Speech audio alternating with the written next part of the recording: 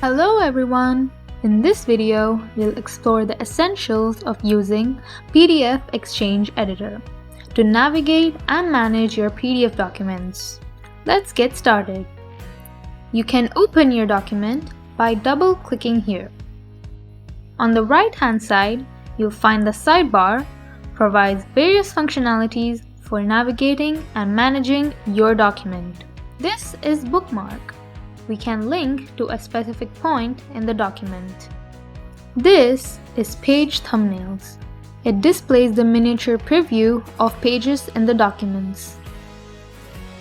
Next is Comments. This shows all the comments in the document. This is Attachments.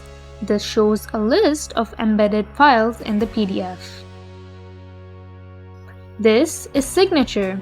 This shows information about document certifications, digital signatures, and the history of document changes. Next is Content. This shows a page-by-page breakdown of all base content in the document.